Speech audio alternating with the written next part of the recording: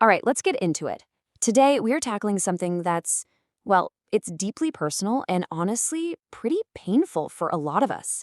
We're talking about those moments of just intense emotion where we lash out and say really hurtful things to the people we love the most. So let's dive in and figure out what is really going on beneath the surface.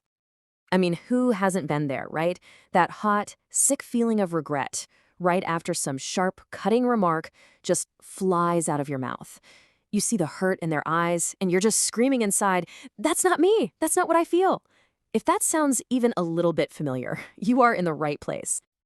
So what is actually happening in our brains during these moments? It's so easy to just slap a label on it, call it being mean or toxic, but the reality is way, way more complex than that.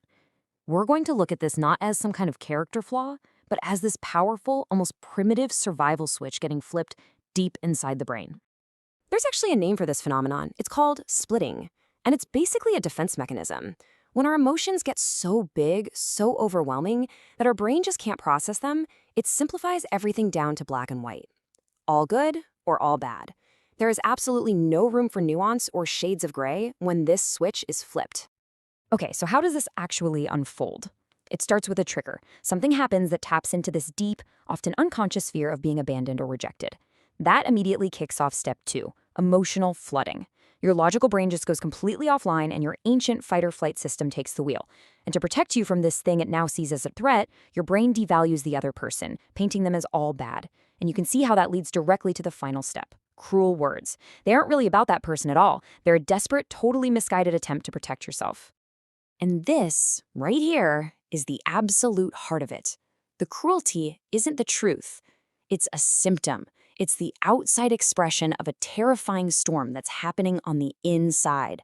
Think of it like a distress signal, not an accurate report of how you actually feel about that person. Understanding why it happens is huge. That's the first step.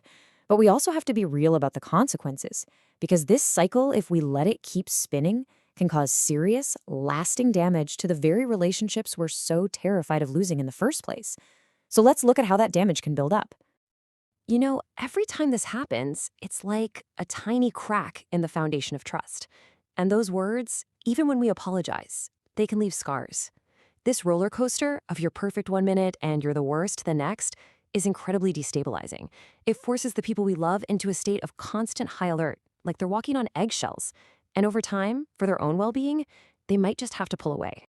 So, the big question is, what can we do about it? Well, the good news is there are actual, concrete strategies you can use.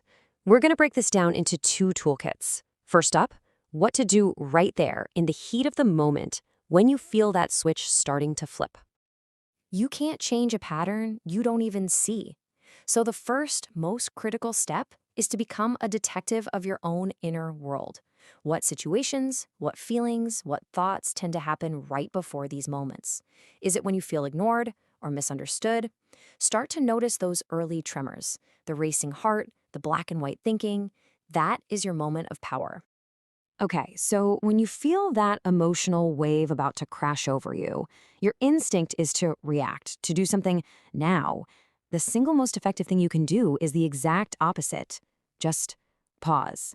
Create a little bit of space, even if it's just for 1 second, between the trigger and your response. That tiny little gap, that's where you get your control back. And a fantastic way to use that pause is a grounding technique.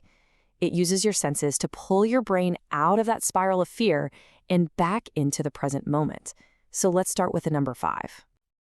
Just look around the room you're in right now. Name, either out loud or just in your head, 5 things you can see. The door, the green mug, the dust on the shelf. It doesn't matter what. You're just anchoring your mind to your physical world. Okay, got 'em? Good. Next up, 4. Now, bring your awareness to 4 things you can physically feel. The texture of your shirt, the cool, smooth surface of your desk, the weight of your own body in the chair. This simple act forces your brain to shift gears from that abstract fear to real, concrete sensory information. This next step is so simple, it's almost deceptive in its power. You just name what's happening.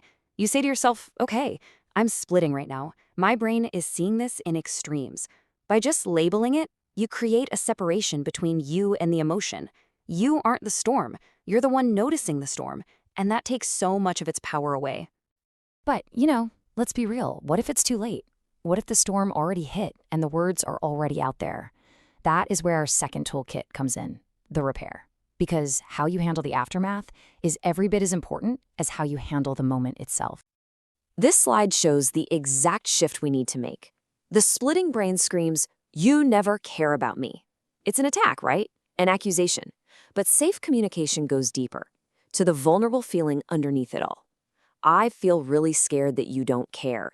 The first one starts a fight, the second one invites connection. So the repair process really follows 3 essential steps. First, own it. No buts, no excuses. Just a simple, I was overwhelmed and I said things that were hurtful. Second, a genuine apology for the impact your words had on them. And third, and this is so important, reaffirm the relationship. Explain that those words came from a place of panic and they do not represent your true, deeper feelings. Now, these in-the-moment tools are absolutely essential for damage control. But for real, lasting change, we have to build the skills that make those emotional storms less frequent and less intense to begin with. This is the long-term work. This is how you fireproof the house. And this involves really practicing skills, things like emotional regulation and distress tolerance. Therapies like DBT, or dialectical behavior therapy, were literally designed for this stuff.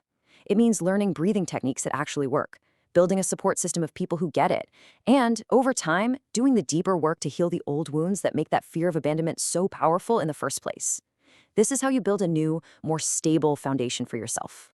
So, if there is one single thing you take away from all of this, please let it be this. This behavior is not your identity. It's a symptom of a nervous system that's just in overdrive. And by understanding it, by developing tools to manage it, and by having some compassion for yourself in the process, you really can protect your relationships and find your way back to stability.